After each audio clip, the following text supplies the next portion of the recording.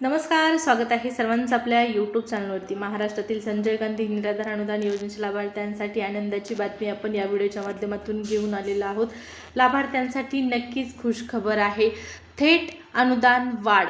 पहा, लाभार्थ्यांना नक्कीच मोठी आणि महत्त्वाची माहिती मिळणार आहे व्हिडिओ मधून, त्यामुळे व्हिडिओ अजिबात स्किप करायचा नाही, शेवटपर्यंत पाहायचा आहे। सोबतच एक विनंती असणार आहे, चॅनलवर पहिल्यांदा आला असाल, पहिल्यांदा व्हिडिओ पाहत असाल तर जरूर चॅनलला सबस्क्राइब करून ठेवा, जेणेकरून या योजनेच्या अशाच महत्त्वपूर्ण अपडेट तुम्हाला वेळेवर मिळत राहतील। चला तर मग क्षणांचाही विलंब न करता जाणून घेऊया अनुदान वाढ संदर्भात मोठी अपडेट।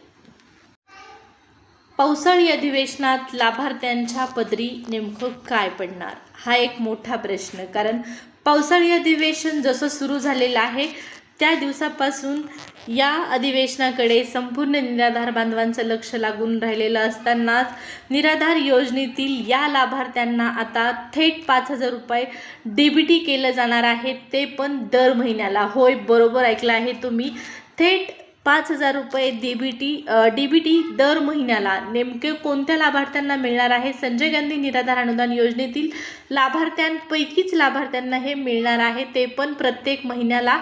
आणि एक नाही, दोन नाही, तीन नाही, तर तब्बल 5,000 रुपये प्रत्येक महिन्याला दिले जाणार आहेत। नक्कीच ही मोठी अपडेट आहे। आता अधिवेशनामधून अनुदान वाढ तर झाली नाही, मात्र या ठिकाणी लाभार्थ्यांसाठी नेमकं कोणती 5,000 रुपये डीबीटी होत आहेत ते आपण पाहूया।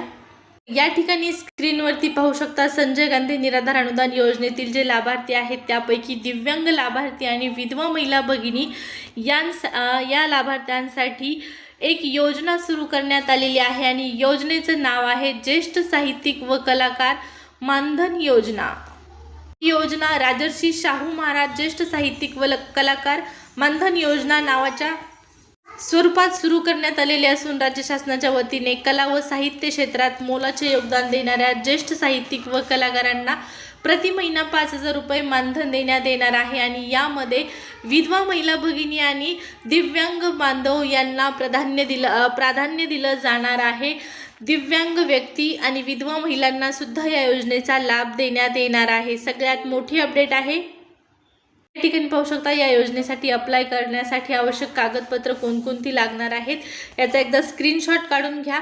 आता पहा, योजना सुरू झालेली आहे, 5,000 रुपये डीबीटी करण्यात येणार आहेत आणि सगळ्यात महत्त्वाचं म्हणजे शासन निर्णय सुद्धा आलेला आहे, GR सुद्धा आलेला आहे। GR थेट आपण पाहूया, स्क्रीनवर पाहू शकता, हा शासन निर्णय आहे या योजनेच्या संदर्भातला।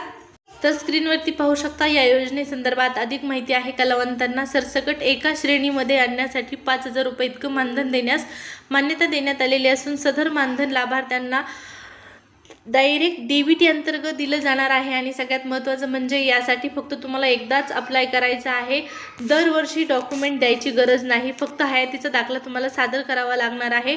आणि सदर योजनेचं जे मानधन आहे ते डीबीटी प्रणाली अंतर्गत अदा करण्यात येणार असून सदर शासन निर्णयाची अंमलबजावणी 1 एप्रिल 2024 पासून करण्यात येईल, अशा पद्धतीची यामध्ये माहिती देण्यात आलेली आहे। म्हणजे योजना अगोदरचीच आहे, ही योजना अगोदरपासून सुरू आहे। आता या योजनेमध्ये काही महत्त्वपूर्ण बदल करण्यात आलेले आहेत आणि या बदलांचा हा शासन निर्णय आहे।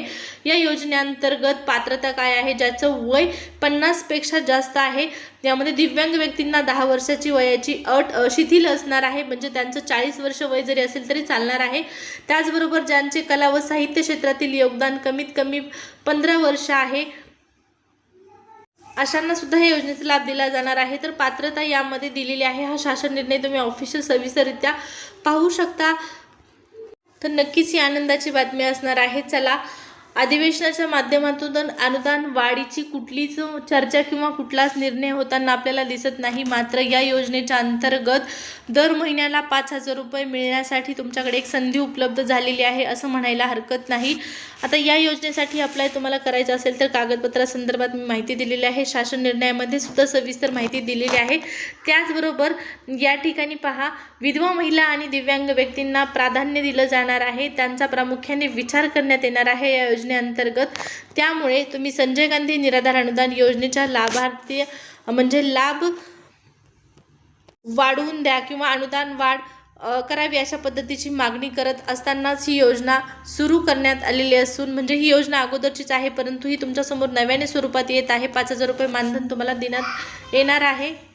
नक्कीच ही मोठी अपडेट असणार आहे.